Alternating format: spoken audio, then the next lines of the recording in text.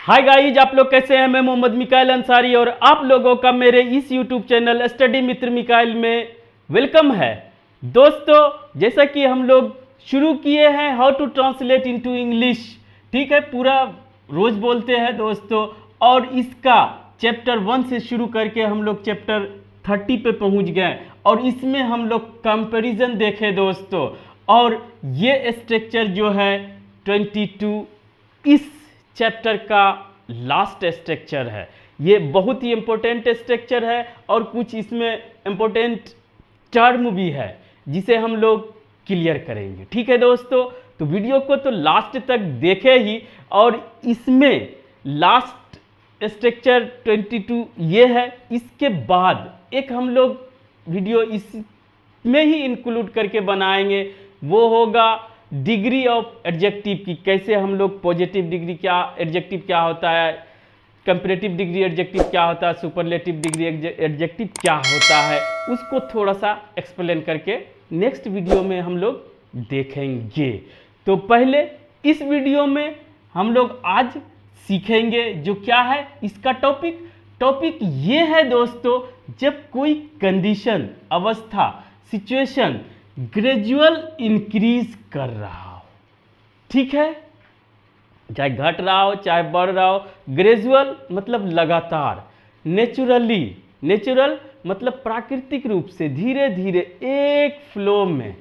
तो उस सिचुएशन को दिखाने के लिए हम लोग इसमें इस स्ट्रक्चर का यूज करेंगे, ठीक है। और इसमें एक टर्म भी आपका क्लियर होगा दोस्तों।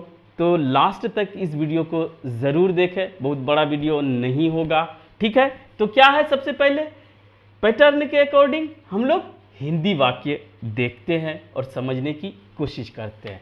जैसे वह खराब होती चली गई, यानी कि पहले ठीक थी, धीरे धीरे खराब होते होते वह फाइनली खराब हो गई, फाइनल स्टेज में पहुंच गई। उसको एक्सप्लेन पूरा करेंगे दोस्तों। आकृति छोटी होती चली गई, कोई इमेज है, फोटो है, वो छोटी होती चली गई, बड़ा था पहले फिर छोटा ग्रेजुअली।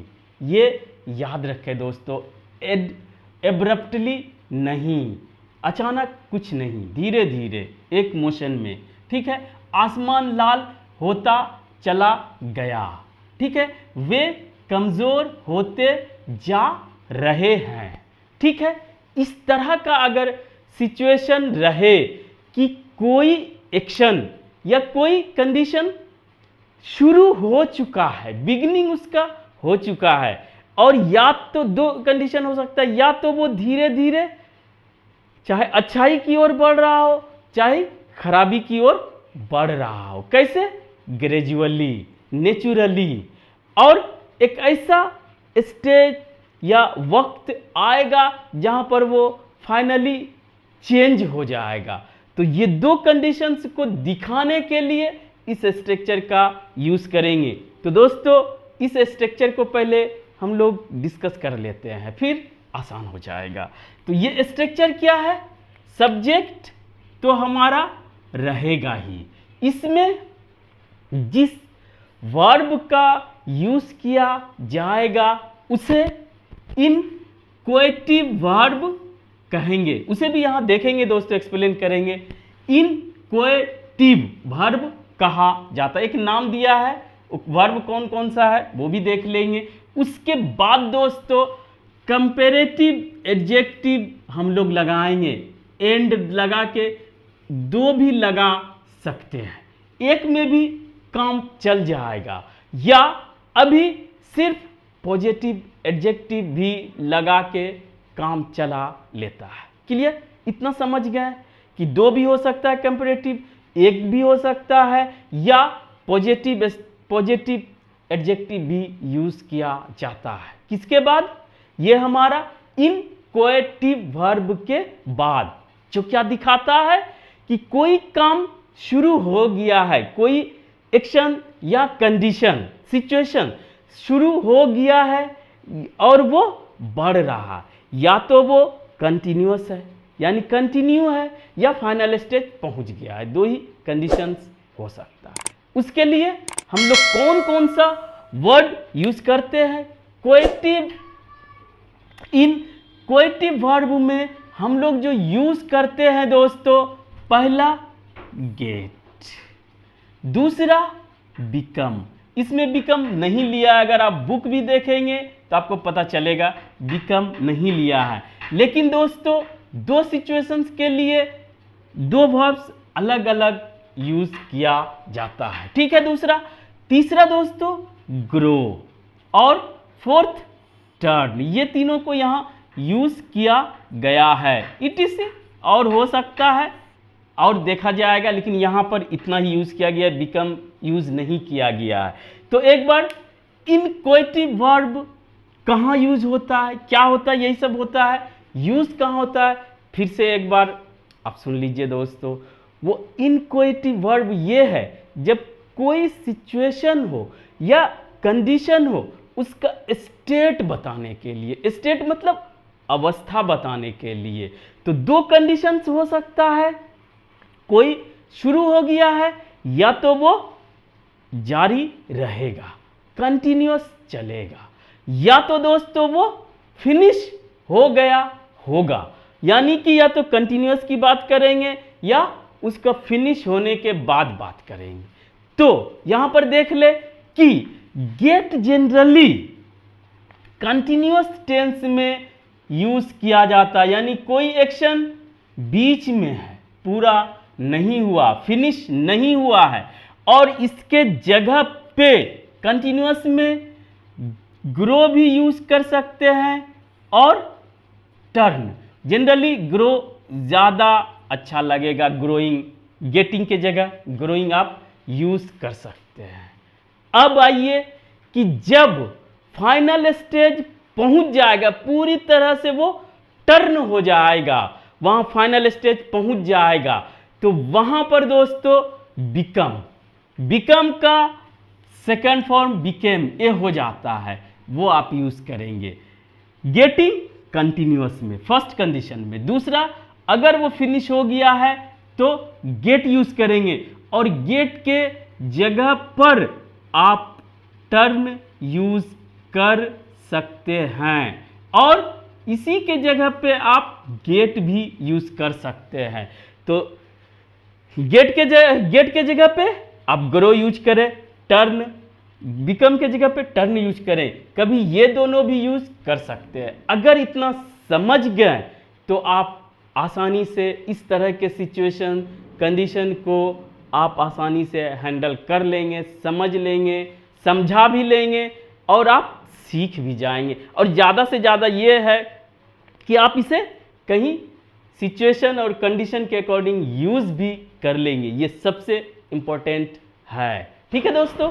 तो आइए अब बना के देखते हैं। अगर सब समझ गए तो वह खराब होती चली गई, गई का मतलब कि वो जितना खराब होना था वो हो चुकी है, फाइनल स्टेज में पहुंच गई।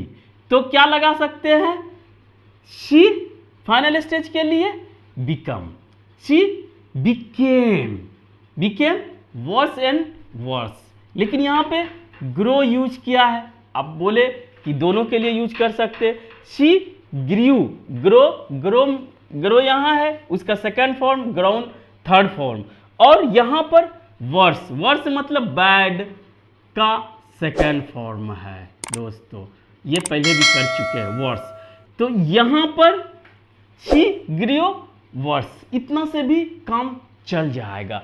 शी ग्रीव बैड, ये भी अब चल रहा है, और ये पुराना है इसीलिए, या और एम्फेसाइज करने के लिए कि दिन ब दिन वह खराब होती चली गई, धीरे धीरे खराब होती चली गई। She grew worse and worse, दो बार भी कंपैरेटिव डिग्री को यूज कर सकते हैं दोस्तों।